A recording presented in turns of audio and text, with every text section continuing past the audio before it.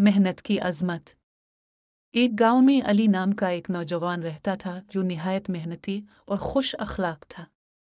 अली का ख्वाब था कि वो अपने वालिदैन के लिए एक अच्छा घर बनाए और गांव के बच्चों के लिए एक स्कूल खोले।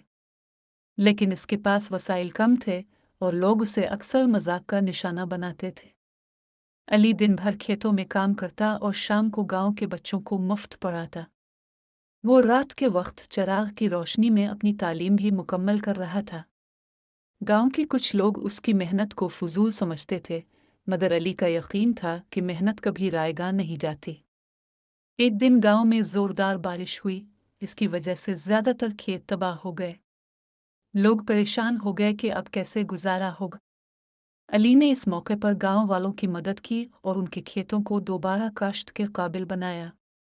इसकी मेहनत ने न सिर्फ इसके अपने खेत बचाए बल्कि दूसरों को भी हौसला दिया।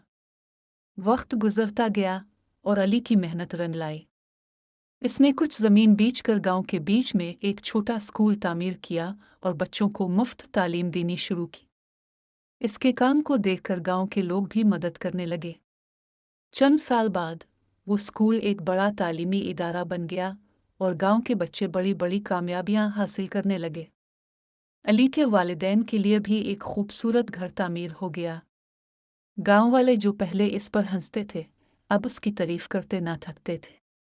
अली ने साबित कर दिया कि अगर नीयत साफ हो और मेहनत ईमानदारी से की जाए तो दुनिया की कोई ताकत कामयाबी से नहीं रोक सकती।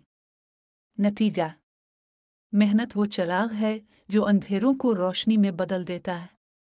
ये कहानी हमें सिखाती है कि मुश्किलात जितनी भी बड़ी हों, मेहनत और सब्र से हर ख्वाब को हकीकत में बदला जा सकता है।